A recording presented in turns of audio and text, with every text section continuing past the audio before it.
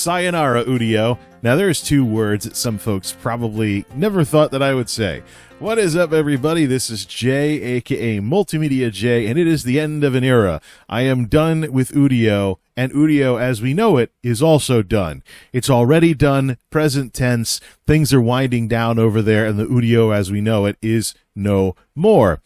For those of you that don't follow AI, we know that music AI is the 2020s answer to the Napster fiasco in the 2000s. The record labels are skittish of new technology until they figure out ways to monetize it. So they went after Suno and Udio, and Universal Music and Udio actually came to an agreement to basically retool and relaunch the service under the UMG umbrella, so to speak, as a partnership sometime next year. Which means that the Udio, as we once knew it, those of us that have played around with it, like myself, where I practically just made music for most of 2024, that Udio is no more.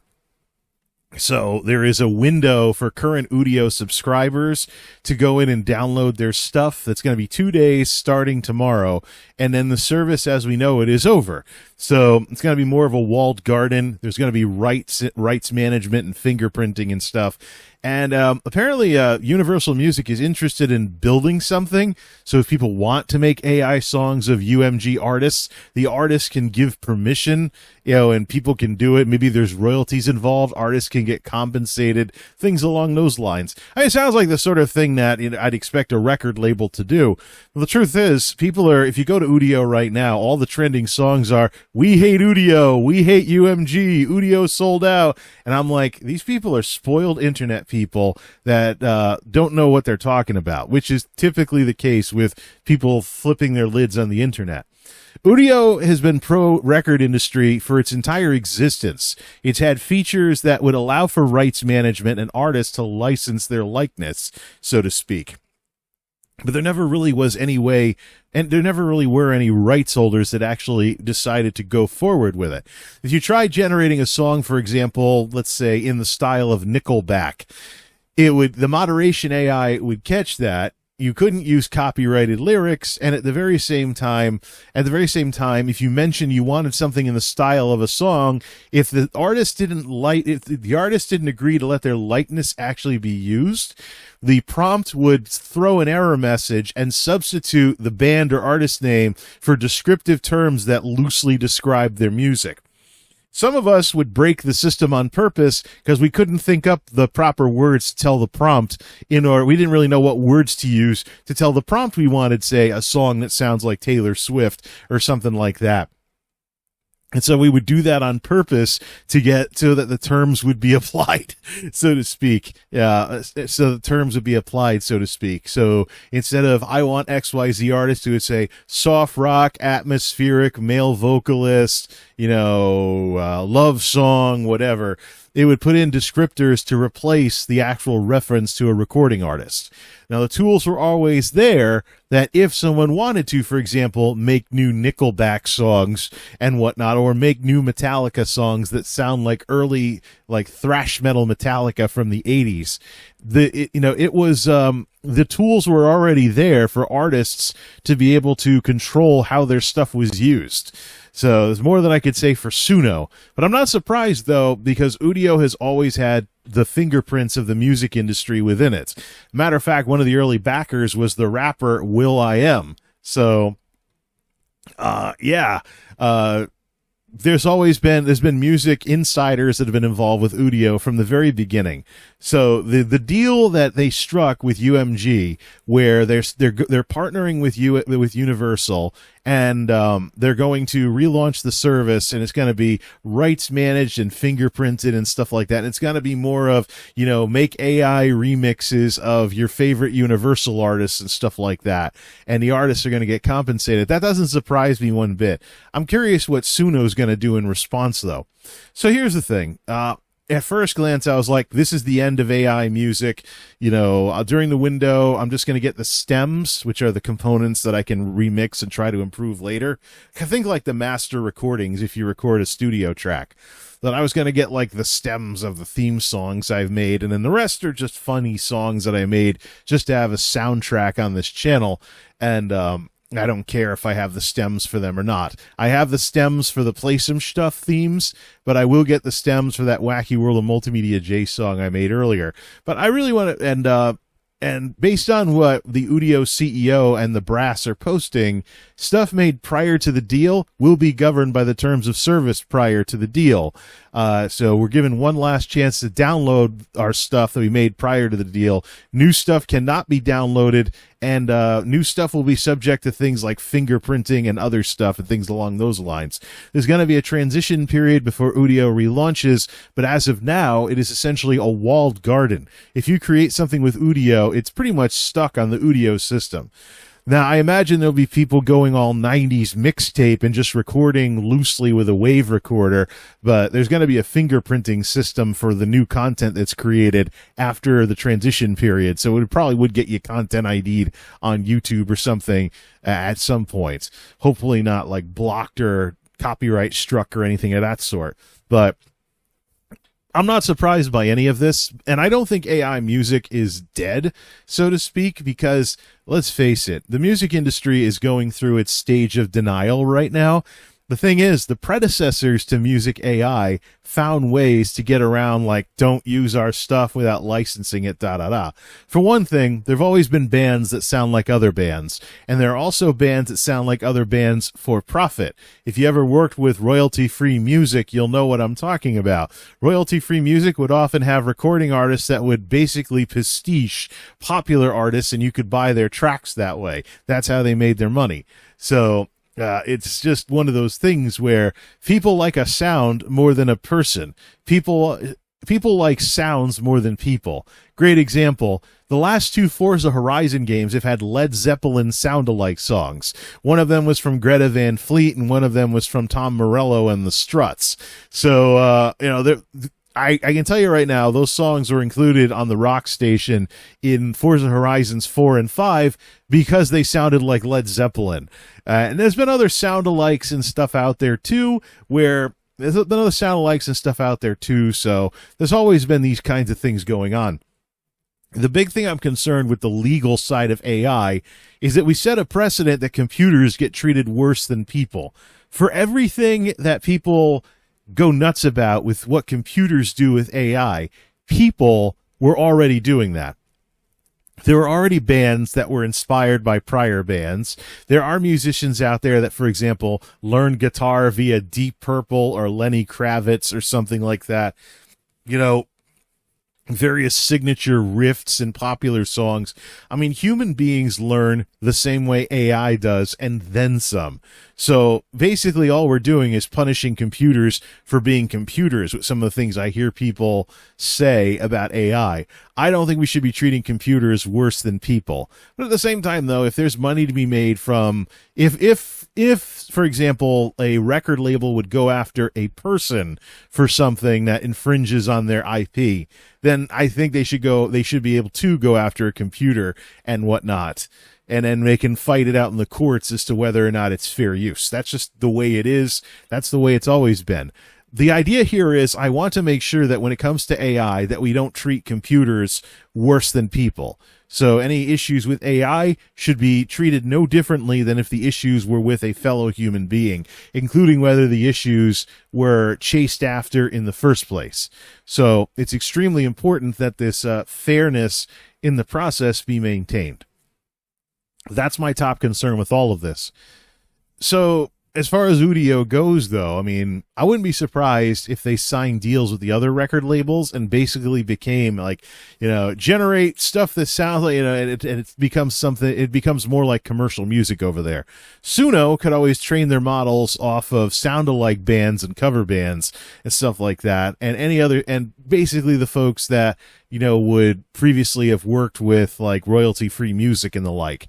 Suno can always train like AI based on sound-alikes and not the real deal.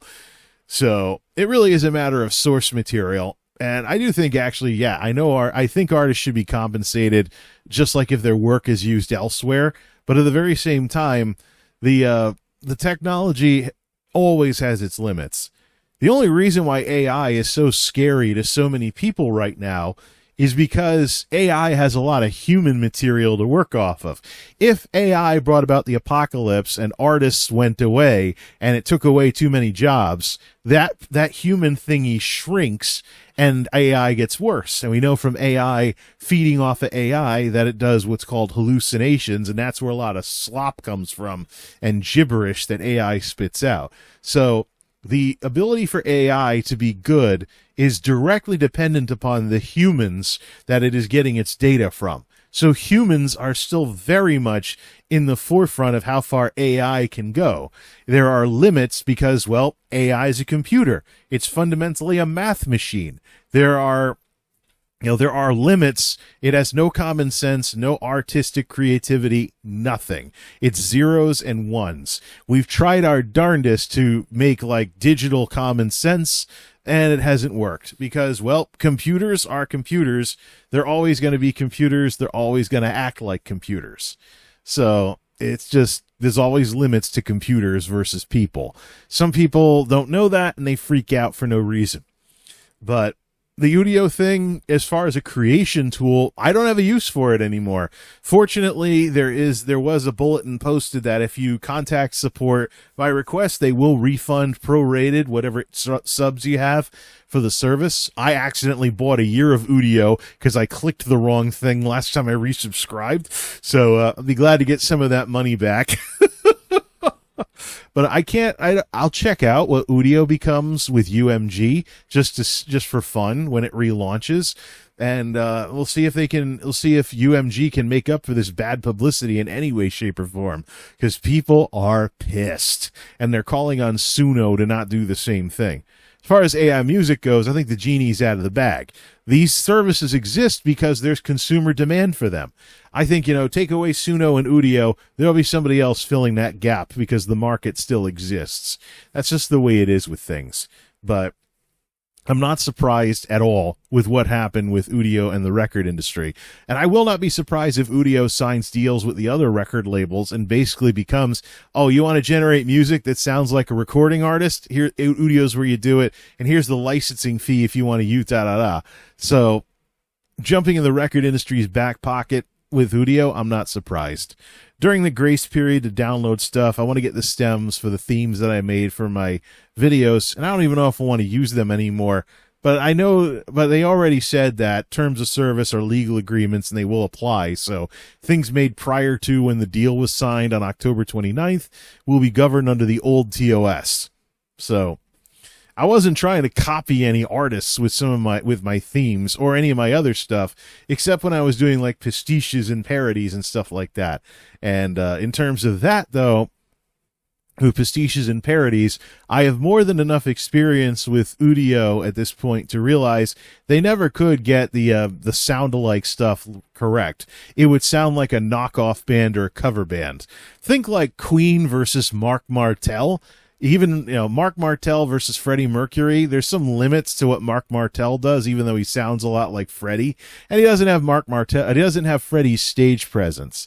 So if you listen hard enough, you could tell the difference between Mark Martel and Freddie Mercury. He was mostly a surprise that he sounded alike with Freddie in the first place.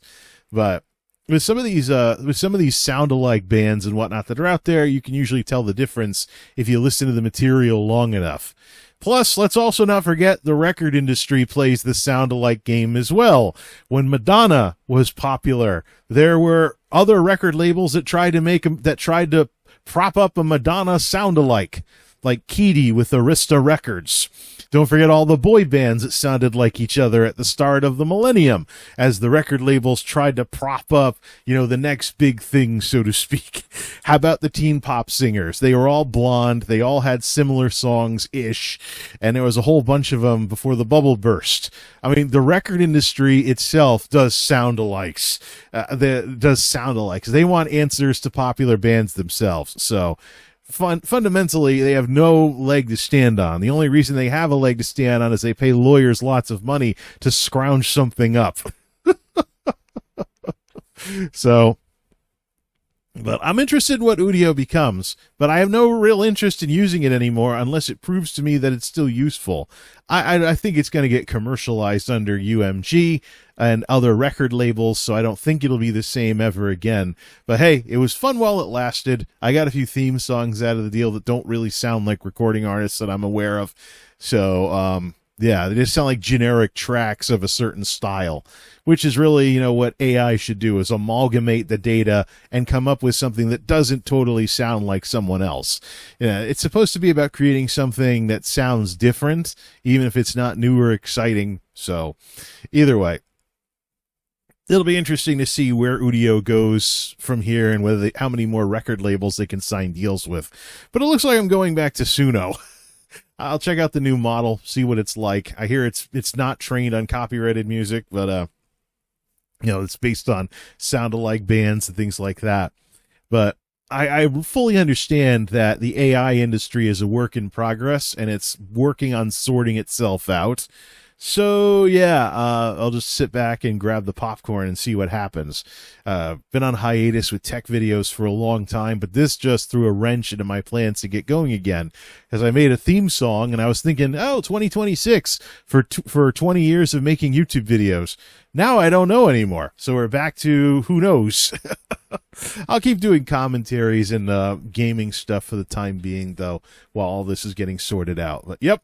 Sayonara Udio. I was an absolute Udio addict for the longest time, and now I'm probably never going to use the service ever again unless the record labels really, really, really impress me. But this is the record labels we're talking about. We know what they're like. Old, outdated usually, and snooty beyond belief. There's a reason why nerds like myself are cynical of them. So long, Udio. It was nice knowing you. Till next time, this is MultimediaJay signing off. Thanks for stopping by. Bring me to my cyber dream,